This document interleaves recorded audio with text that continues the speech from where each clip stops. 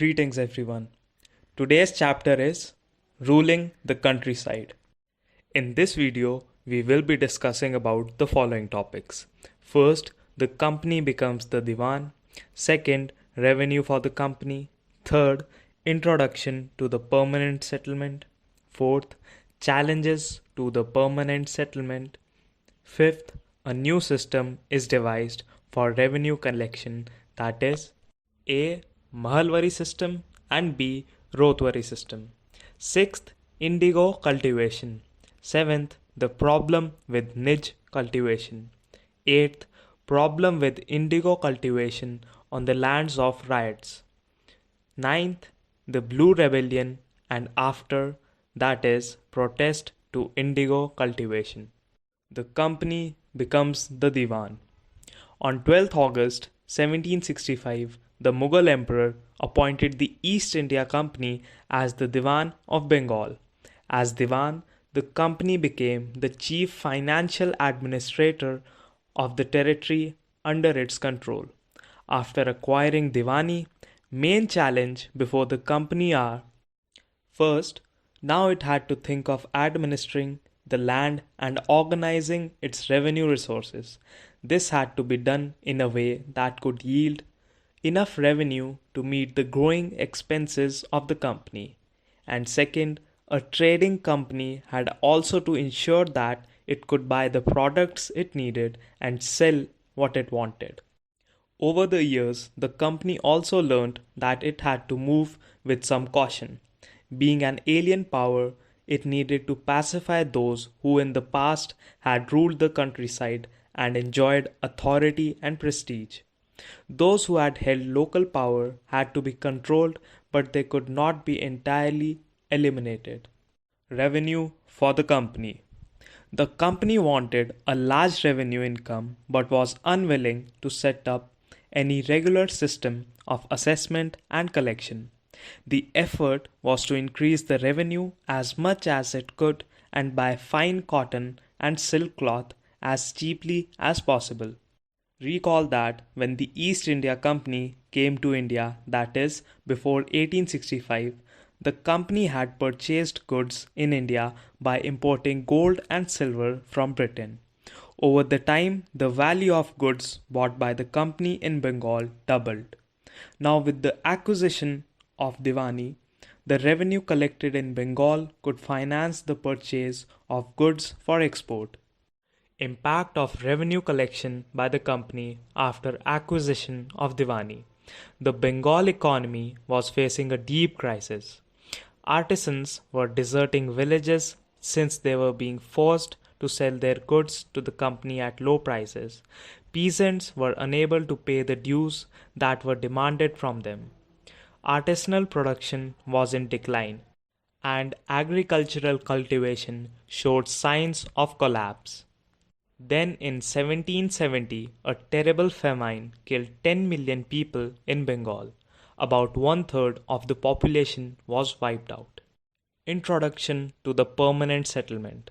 Most company officials began to feel that investment in land had to be encouraged and agriculture had to be improved. So company introduced the permanent settlement in 1793. By the terms of the settlement, the Rajas and Talukdars were recognized as zamindars. They were asked to collect rent from the peasants and pay revenue to the company. The amount to be paid was fixed permanently. That is, it was not to be increased even in future. It was felt that this would ensure a regular flow of revenue into the company's coffers and at the same time encourage the zamindars to invest in improving the land. Challenges to the permanent settlement. Since the revenue demand of the state would not be increased, the zamindar would benefit from increased production from the land. Company officials soon discovered that the zamindars were in fact not investing in the improvement of land. The revenue that had been fixed was so high that the zamindars found it difficult to pay. Anyone who failed to pay the revenue lost his zamindari. On the other hand, in the villages, the cultivator found the system extremely oppressive. The rent they paid to the zamindar was high and their right on the land was insecure. To pay the rent, he had to often take a loan from the moneylender, and when he failed to pay the rent, he was evicted from the land he had cultivated for generations. A new system is devised for revenue collection. By the early 19th century, many of the company officials were convinced that the system of revenue had to be changed again. So company devised two new methods. First, mahalwari system, and second, Rothwari system. Mahalwari system. In the northwestern provinces of the Bengal Presidency, most of this area is now in Uttar Pradesh. An Englishman called Holt Mackenzie devised the new system which came into effect in 1822. Under his directions, collectors went from village to village inspecting the land, measuring the fields, and recording the customs and rights of different groups.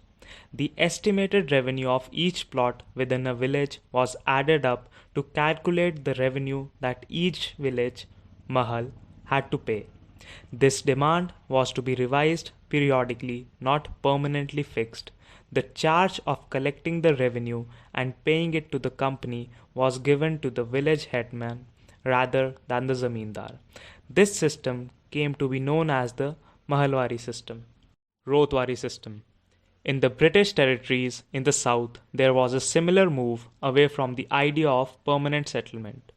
The new system that was devised came to be known as the Rothwar or Rothwari. It was tried on a small scale by Captain Alexander Reed in some of the areas that were taken over by the company after the wars with Tipu Sultan. Subsequently developed by Thomas Munro, this system was gradually extended all over South India. Reed and Munro felt that in the south there were no traditional zamindars. The settlement, they argued, had to be made directly with the cultivators who had tilled the land for generations.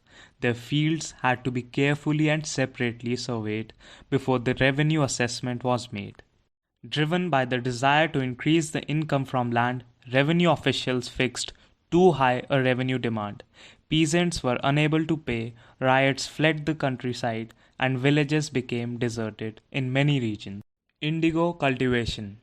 By the 13th century, Indian indigo was being used by cloth manufacturers in Italy, France, and Britain to dye cloth. However, only small amounts of Indian indigo reached the European market and its price was very high.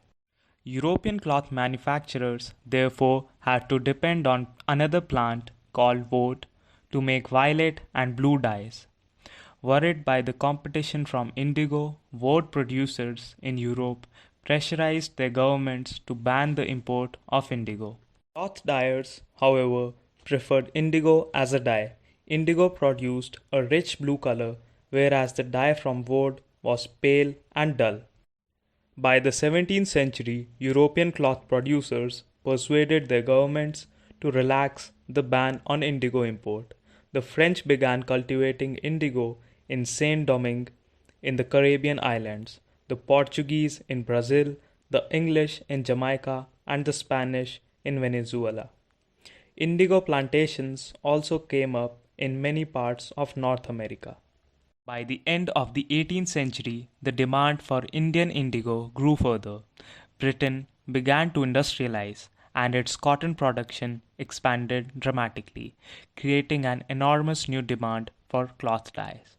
By the late 18th century, the company was trying its best to expand the cultivation of opium and indigo.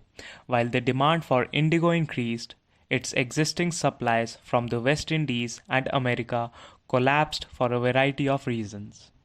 Between 1783 and 1789, the production of indigo in the world fell by half.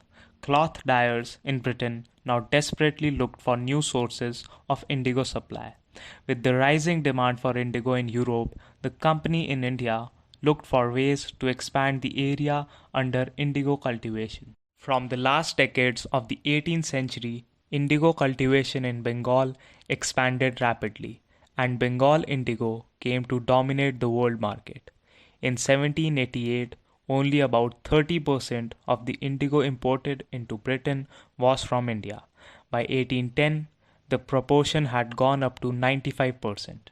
As the indigo trade grew, commercial agents and officials of the company began investing in indigo production.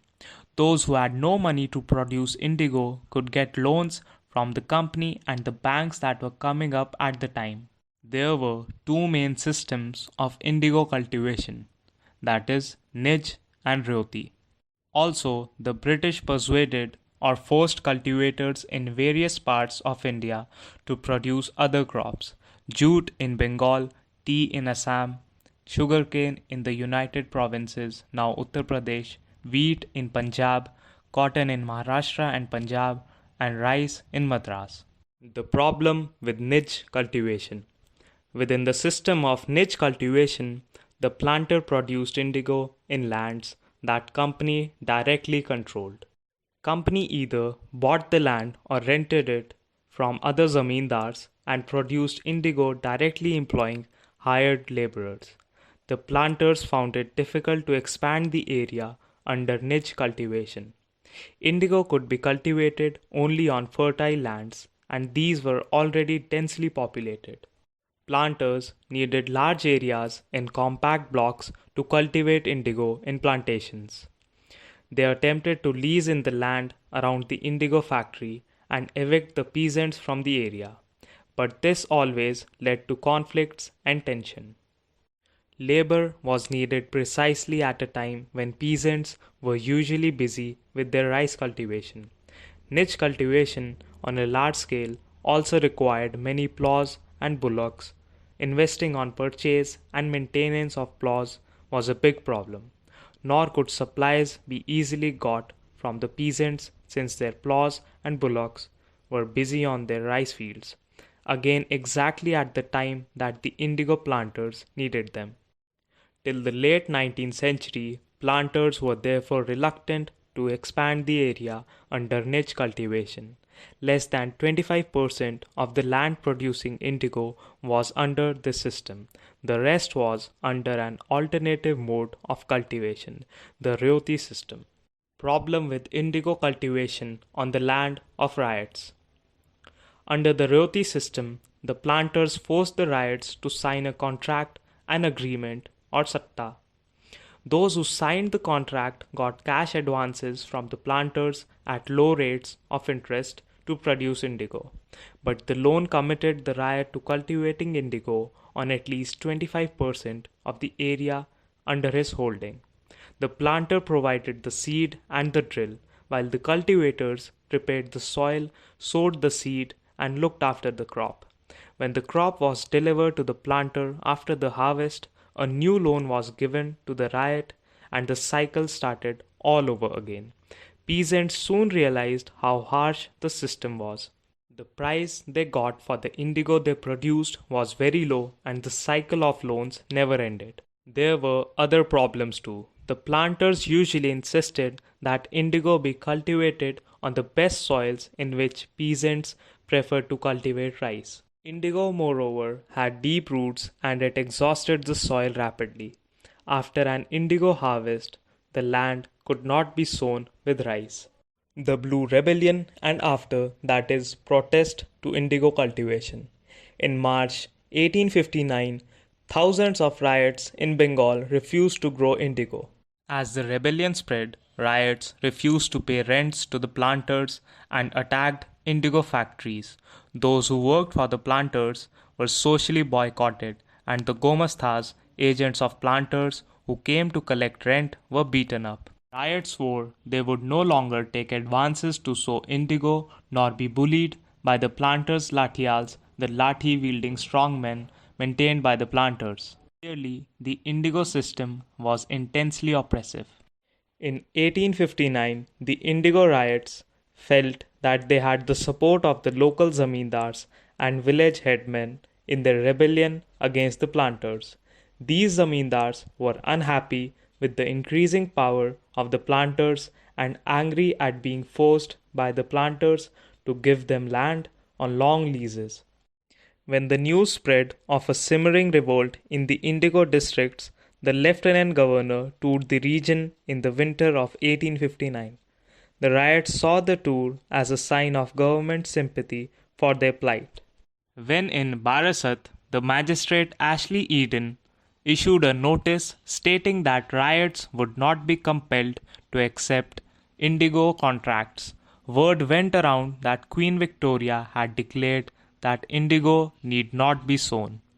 As the rebellion spread, intellectuals from Calcutta rushed to the indigo districts. They wrote of the misery of the riots, the tyranny of the planters, and the horrors of the indigo system.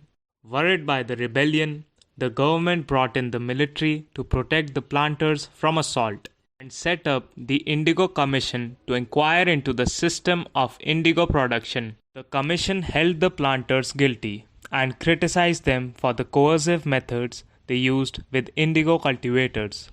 It declared that indigo production was not profitable for ryots. The commission asked the ryots to fulfill their existing contracts but also told them that they could refuse to produce indigo in future. After the revolt, indigo production collapsed in Bengal, but the planters now shifted their operation to Bihar. With the discovery of synthetic dyes in the late 19th century, their business was severely affected, but yet they managed to expand production. When Mahatma Gandhi returned from South Africa, a peasant from Bihar persuaded him to visit Champaran and see the plight of the indigo cultivators there. Mahatma Gandhi's visit in 1917 marked the beginning of the Champaran movement against the indigo planters. Thank you everyone, and I hope you have a great time ahead.